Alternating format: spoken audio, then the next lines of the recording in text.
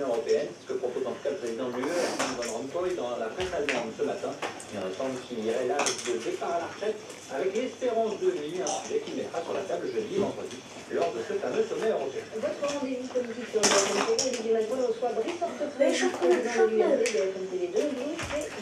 Lucas, pousse-toi. Après une semaine d'attente, de rumeurs, de tensions, les Égyptiens devraient connaître cet après-midi le nom de leur nouveau président. Et vous découvrez ces images en direct de la place Tahrir au Caire. Les Égyptiens qui commencent donc à se rassembler. Il faut savoir que les deux rivaux revendiquent la victoire à cette présidentielle.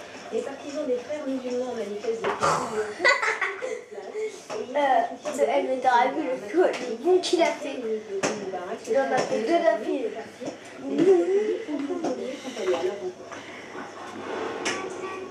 Hé, mes rideaux! Mais il a réussi quand même. Un peu boutique à rideau. Mais grâce à la belette. Armée peuple, une seule main contre ces manifestants. Ces partisans d'Ahmed Shafik prétendent ni moins un homme politique, un ancien général. Je veux que notre armée protège notre pays. On est dans une période de réponse Les bons qui fait.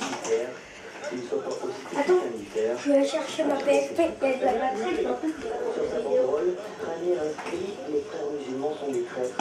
Selon lui, ils ont récupéré la révolution sans y participer, surtout comme la plupart des manifestants, et le redoute l'industrialisation de l'Égypte, si Mohamed Morsi était du président. Tania, on est en guerre contre l'État religieux, un État civil gouverné par des institutions. On veut que l'Égypte soit un État institutionnel. Alors que lui, il recevra les consignes du chef de la confrérie. Et on deviendra un pays comme l'Iran ou comme le Pakistan.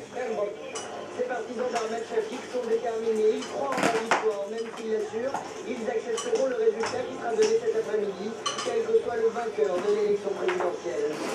Les affrontements se poursuivent entre Israël et la bande de Gaza. Le Hamas s'est dit prêt à respecter les mesures d'Israël dans ces violences qui durent depuis lundi. Mais hier, une quinzaine de roquettes ont été tirées sur Israël, laissant un civil.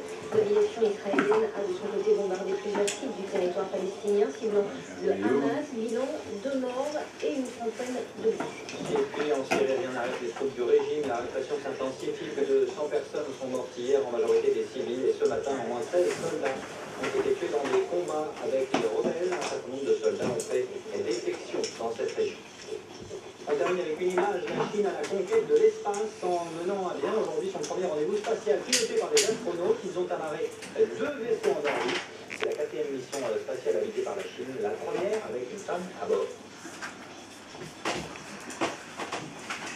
Thibaut, c'est l'heure de s'écouter l'hymne extrait.